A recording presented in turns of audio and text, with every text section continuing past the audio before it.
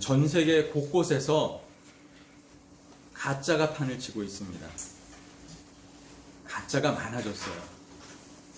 짝퉁의 천국이라는 이 중국에서는요, 어떤 사람이 너무 힘들어서 자살하려고 농약을 먹었는데 농약을 마시고 병원으로 실려갔어요. 그런데 먹은 농약이 가짜였대요.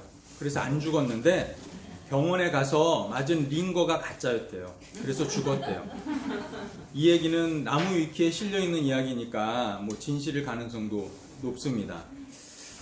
제품도 이렇게 가짜가 많은데 사람도 가짜가 많습니다. 여러분, 2012년 송혜가 진행하는 전국 노래자랑 괴산편에 98세의 안모 할아버지가 출연해서 상을 받고 아주 인기를 끌었습니다. 그 뒤에 여러 TV 프로그램에도 출연을 하게 되었는데요.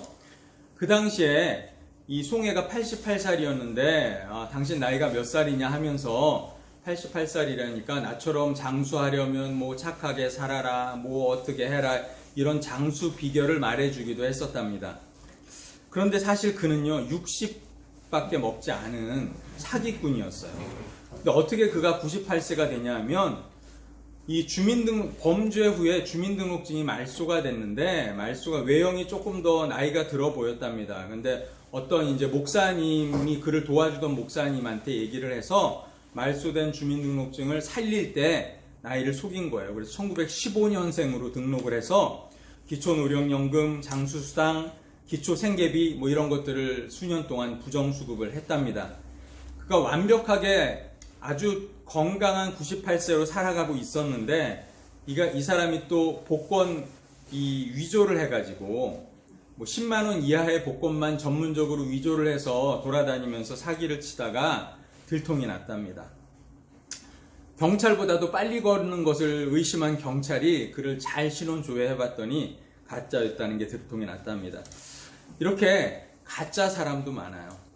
더 부끄러운 이야기는 가짜 목사, 가짜 박사들도 많다는 거죠. 학위가 없이 교단별로 목사를 준다는 이런 제도를 악용해서 무허가 교단에서 무허가로 무자격 목사 안수를 받고 목사인 척 하는 사람들도 많이 있고요. 해외에서 뭐 어디 알 수 없는 대학에서 이 학위를 받아가지고 와서 자기의 권위를 내세우는 사람들도 많이 있습니다. 가짜 신분이 많다는 거예요. 요즘 가장 큰 문제가 되는 것은 가짜 뉴스죠. 레거시 미디어라 불리는 이 신문이나 방송에서도 자기들의 진영 논리에 따라 가지고 확인되지 않은 뉴스들을 그냥 쏟아냅니다. 또 사람들은 확증 편향을 가지고 있기 때문에 믿고 싶은 대로 믿는 거예요. 내가 믿고 싶은 대로 나오는 뉴스만 참 뉴스다, 이렇게 믿는 겁니다. 이것 때문에 또 약삭 빠른 유튜버들이 돈을 벌기 위해서 말도 안 되는 거짓 뉴스들을 제작해서 유튜브로 방송을 합니다. 근데 여러분, 이게 어마어마하게 큰 돈이 된다는 거예요. 요새는 유튜브를 운영하는 구글에서 정보가 거짓되거나 그러면 노란 딱지를 붙여서 광고를 못 달게 만들었어요. 그래서 그렇게 해서는 돈을 벌 수 없으니까 슈퍼챗이라는 것을 통해 가지고 돈을 버는데, 여러분 이게 뭐냐면 유튜브 방송을 하는 동안에 슈퍼챗을 통해서 모금을 할 수 있는 거예요. 바로 모금을 해서 계좌로 돈을 받는데, 이게 여러분 우리나라에 있는 그 유튜버, 극우 유튜버들이죠. 주로 극우 유튜버들이 전 세계 슈퍼챗 작년 2019년 기준 전 세계 슈퍼챗 수입의 2위와 3위가 우리나라의 극우 유튜버였어요. 작년 한 해 동안 벌어들인 돈이 3억 5천만 원이 넘었대요. 슈퍼챗으로만 벌어들인 돈이. 막 거짓말을, 막 정말 노골적인 거짓말을 합니다. 저도 궁금해서 본 적이 있는데 말도 안 되는 이야기들을 하는 거예요. 2020년에는요 6월 달까지만 해도 7억 원 이상을 벌었답니다. 가로 뭐 이렇게 세로 하는 그런 데 있잖아요. 7억 원 이상을 넘는 수익을 냈답니다. 정말 황당하고 자극적인 내용들이에요. 여기도 짜가, 저기도 짜가가 판친다, 뭐 이런 노래도 있었는데 정말 가짜 뉴스, 가짜 사람, 가짜 제품이 넘쳐나는 그런 시대입니다. 이런 시대를 살면서 저는 이런 질문을 한번 해봅니다. 혹시 정말 그럴듯해 보이기는 하는데, 정말 괜찮아 보이기는 하는데 내 신앙은 가짜가 아닐까? 나는 진짜 그리스도인일까? 뭐 이런 생각을 한번 해봅니다. 우리 세움교회는 진짜 하나님이 주목하시는 교회일까? 우리 세움교회 성도들은 모두 다 진짜 그리스도인일까? 이런 생각을 해봅니다. 여러분, 오늘 본문에 두 명의 선지자가 등장을 합니다. 하나는 여러분 너무나 잘 아시는 예레미야 선지자, 그리고 하나는 왠지 우리 입에 익숙한 하나냐 선지자입니다. 둘 다 선지자라고, 예언자라고 성경은 이야기를 합니다. 이 둘 중에서 누가 진짜고 누가 가짜일까요? 우리는 답을 알죠. 예레미야가 진짜고 하나냐가 가짜입니다. 그런데 당시 사람들은 어떻게 생각했을까요? 당시에 있었던 유대 사람들은 하나냐가 진짜, 예레미야가 가짜라고 생각을 했다는 겁니다. 여러분, 이들이 활동하던 시대가 언제냐면 남유다가 바벨론에게 멸망당하기 직전의 상황이에요. 하나님은 자신에게 불순종하고 타락해버린 이 유대를 향해서 준엄한 심판을 결심하셨습니다. 그리고 그 심판을 시행하고 계시는 중이었어요. 그때 당시에 신흥강대국이고 아주 잔인하기로 유명한 이 바벨론을 통해서 하나님을 배신한 이 이스라엘 백성들, 남유다 백성들을 심판하시겠다고 결심하셨고 시행하고 계셨던 중이었어요.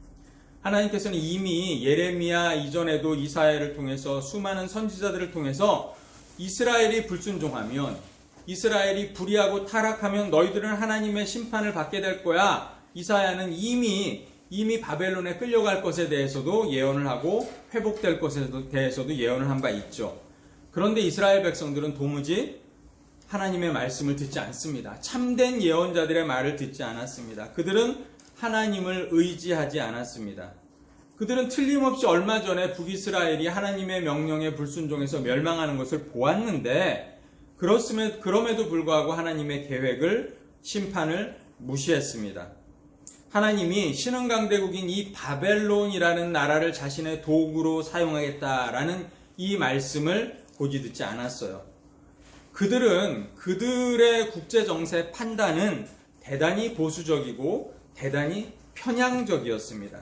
그들에게 있어서 가장 믿을 만한 국가는, 우방은 애굽이었고 애굽이 세상의 최강국이다, 이렇게 생각했었습니다. 바벨론이라는 나라가 전 세계를 다스리게 될 것이다라는 사실은 전혀 예측하지 못했어요. 그렇기 때문에 그들은 애굽과 힘을 합한다면 충분히 바벨론을 막아낼 수 있을 거야. 그리고 애굽이 바벨론을 정벌할 거야. 이렇게 생각했습니다.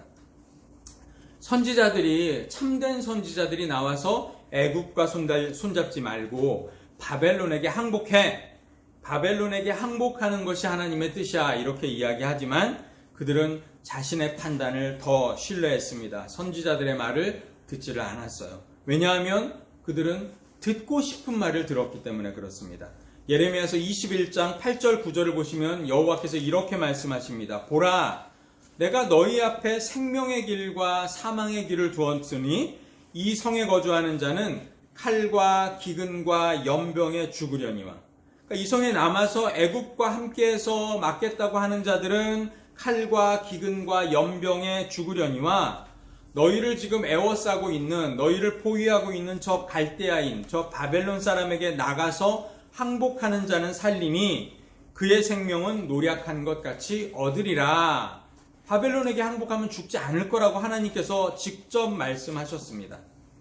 하나님은 이스라엘이 살 수 있는 길은 오로지 바벨론에게 항복하는 길이야. 왜냐하면 내가 바벨론을 도구로 사용하기 때문이야 라고 말씀하셨습니다. 그러나 이스라엘 백성은 그 말을 듣지 않았어요. 왜냐하면 자신들의 판단이, 자신들의 국제정세에 대한 판단과 지략이 하나님보다 낫다고 생각했기 때문입니다. 바로 그때 그들의 마음을 시원하게 해주는 사람이 등장합니다. 그들이 정말로 듣고 싶은 말을 들려주는 사람이 등장한 거예요. 이른바 거짓 선지자들입니다. 그들은 하나님의 심판은 없을 거라고 합니다. 하나님은 인애의 하나님, 하나님은 자비의 하나님, 하나님은 화평의 하나님이기 때문에 하나님은 우리를 심판하지 않을 거라고 말합니다. 하나님은 유다를 심판하지 않는다고 말합니다. 그러나 여러분, 하나님은 이미 예레미야서 8장 10절 하반절부터 11절 사이에 이런 말씀을 하신 바가 있습니다. 제가 읽어드릴게요. 이건 새 번역으로 읽어드리는 건데, 예언자와 제사장들까지도 모두 한결같이 백성을 속였다. 백성이 상처를 입고 앓고 있을 때에 그들은 괜찮아, 괜찮아 하고 말하지만 괜찮긴 어디가 괜찮느냐? 그들이 그렇게 역겨운 일을 하고도 부끄러워하기라도 하였느냐? 천만에 그들은 부끄러워하지도 않았고 얼굴을 붉히지도 않았다. 유다 백성이요, 그 당시에 유다 백성이 모두 자기 속만 채우고, 그 앞절을 보시면 이런 내용이 나옵니다. 자기 속만 채우고 사기를 쳐서 재산을 모았는데, 그때 하나님의 말씀을 선포해야 하는 사람들조차도 하나님의 심판을 말씀하지 않았다는 거예요. 하나님은 심판하겠다고 말씀하시고 경고하시는데, 거짓 선지자들은 괜찮다. 너희들에겐 아무 일도 일어나지 않을 거야 라고 말했다는 겁니다. 평화를 외치며 죄를 모른 척 했다는 겁니다. 그저 백성들을 기쁘게 하기 위해서 입에 발린 소리들만 하고 있었다는 거예요. 그렇게 가짜 평화를 외치던 선지자 가운데 하나가 바로 오늘 등장하는 하나냐 선지자입니다. 여러분, 하나냐 선지자는 이 베냐민 땅 기브온에 있었던 제사장 출신의 선지자입니다. 하나냐라는 이름의 뜻은 여호와는 자비하시다 입니다. 그래서 자기의 이름대로 아마 선포를 했나 봐요.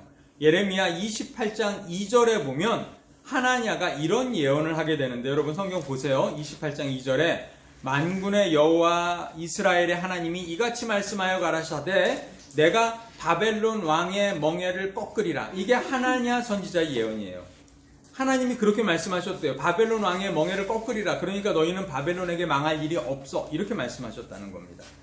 바벨론을 더 이상 두려워할 필요가 없다는 거예요. 지금 바벨론에게 둘러싸여 있고 이미 2번이나 패해서 일정 정도는 바벨론으로 포로로 잡혀가 있는 그런 상황인데, 그런데 바벨론 왕을 두려워할 필요가 없다는 겁니다. 하나님이 그렇게 말씀하셨대요. 물론 이 말은 거짓말입니다. 하나님은 그렇게 말씀하신 적이 없고, 하나냐가 망상 가운데 그런 말을 들었는지, 또는 하나냐가 거짓을 지어내서 백성들의 열광, 호응을 얻기 위해서 그렇게 말한 것인지 모르겠으나, 그는 예레미야의 목에 있는 멍에를 꺾어버리면서 이런 거짓 선포를 하게 됩니다. 그 당시에 예레미야는 목에 나무 멍에를 매달고 다녔어요. 왜냐? 그 당시에 여러분 선지자들은 말로 하나님의 말씀을 대언했지만 동시에 행동으로 자신의 모습과 행동을 통하여서 하나님의 뜻을 선포하는 일을 자주 했었습니다. 예레미야는 유다 백성들에게 하나님이 너희들을 이렇게 멍에를 메워서 바벨론으로 끌고 갈 거야. 이게 하나님의 심판이야. 그러니 너희는 이 심판에 순종해 라는 의미에서 자기 목에 나무 멍에를 매달고 돌아다녔었습니다. 그리고 하나님의 심판을 이렇게 선포하고 있었습니다. 그런데 하나냐가 나와서 예레미야의 목에 걸려 있었던 이 목의 멍에를 빼버린 겁니다. 그리고는 부셔버린 겁니다. 그게 상징적인 행동이라는 거예요. 하나님이 자신에게 시킨 상징적인 행동. 이 멍에라는 건 없다. 이제 없어졌으니 너희에게는 평화가 있다. 화평하라. 평안하라. 이런 상징적인 행동으로 그렇게 했던 겁니다. 그런데 여러분, 오늘 본문 13절을 보시면 하나냐가 예레미야의 목에 있었던 이 나무 멍에를 꺾어버리니까 하나님께서 뭐라고 말씀하시느냐? 예레미야에게 나무 멍에 대신에 쇠로 만든 멍에를 주겠다 이렇게 말씀하세요. 쇠로 만든 멍에를 주겠다. 하나님의 뜻은 인간이 너네가 뭐 나무를 부러뜨리는 것처럼 꺾어버릴 수가 없다는 겁니다. 유다 백성이 바벨론으로 잡혀가는 것은 이미 하나님의 예정된 계획이라는 거예요. 그러니까 너희들이 그것을 어긋나게 하거나 거역할 수가 없다는 일입니다. 그래서 14절에 여러분 14절에 보시면 하나님의 결론이 나옵니다. 내가 이 쇠멍에로 이 모든 나라의 목에 메워 바벨론 왕 느부갓네살을 섬기게 하였으니 그들이 그를 섬기리라. 이게 하나님의 뜻이라는 거예요. 움직일 수 없는 하나님의 뜻. 자, 여러분 지금 하나냐와 예레미야는 너무나 다른 이야기를 하고 있어요. 정반대의 이야기를 하고 있어요. 하나냐는 뭐라고 말합니까? 유다 백성이 이제 평화를 누리게 될 것이니까 너희들은 포로로 잡혀갈 일 없고 바벨론에게 망할 일 절대 없으니까 평안하라, 평안하라. 이게 하나님의 뜻이야. 바벨론에게 항복할 필요 없어. 지금 움츠러들 필요 없어. 이렇게 말합니다. 그런데 예레미야는 유다 백성이 하나님께 불순종했기 때문에 이건 하나님의 심판이야. 너희들은 여기서 어긋날 수가 없으니 바벨론 왕에게 항복해, 포로로 잡혀가, 이렇게 선포하고 있습니다. 여러분, 이 두 가지 예언 중에 누가 진짜 예언이고 누가 가짜 예언이에요? 우리는 알죠. 우리는 결과를 알기 때문에 압니다. 예레미야의 예언이 참된 하나님의 말씀입니다. 그러나 당시 상황 속으로 들어가 보자면, 그리고 유다 민족이라는 이 민족주의적인 관점에서 보자면 어느 사람의 말이 그들에게 다가왔겠습니까? 그리고 믿고 싶었겠습니까? 누가 참 선지자로 여겨졌겠습니까? 당연히 하나냐죠. 왜요? 자신들이 듣고 싶은 말, 자신들이 품고 싶은 소망을 이야기해 주기 때문입니다. 하나냐의 말이 훨씬 더 달콤하고 훨씬 더 자기들에게 유익한 결과를 얻을 수 있기 때문입니다. 여러분, 우리가 여기서 주의해야 될 게 그거인 것 같습니다. 우리가 조심해야 될 게 그거인 것 같습니다. 가짜는 우리에게 언제나 달콤한 말로 허황된 꿈으로 다가옵니다. 거짓은 우리를 꿈꾸게 해요. 거짓은 우리의 마음을 부풀게 합니다. 뭔가 엄청난 것을 줄 것처럼 우리를 유혹합니다. 여러분에게도 혹시 지금 여러분의 마음을 확 사로잡고 있는 어떤 것이 있다면 혹시 그것이 가짜는 아닐까 한번 생각해 보셔야 합니다.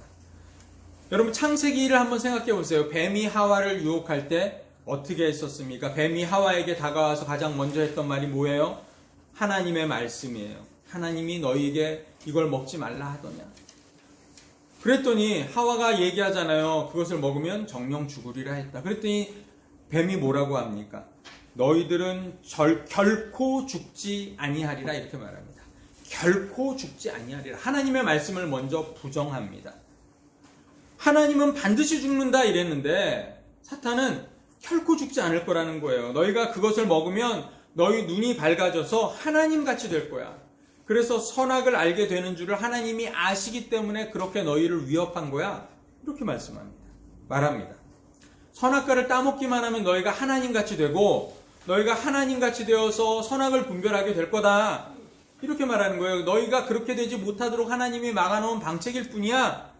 이렇게 말하는 거예요. 인간이 어떻게 창조주, 자신을 창조한 하나님처럼 될 수 있단 말입니까? 그러나 뱀은 선악과만 따먹으면 너희도 하나님처럼 될 수 있다고 유혹을 합니다. 여러분, 이 말은 정말 교묘히 우리 피조물의 욕망을 자극하는 말입니다. 부추기는 말이에요. 피조물은 결코 넘어설 수 없는 이 존재의 간극을 뛰어넘어서 창조주처럼 되고 싶고 누리고 싶은 욕망을 누구나 다 가지고 있어요. 하나님의 형상을 가지고 있기 때문에 아마 그러는 것일지도 모르겠어요. 그렇지만 하나님의 형상을 가지고 있어서 그런 욕망은 있지만 결코 그것이 될 수는 없는 인간의 한계.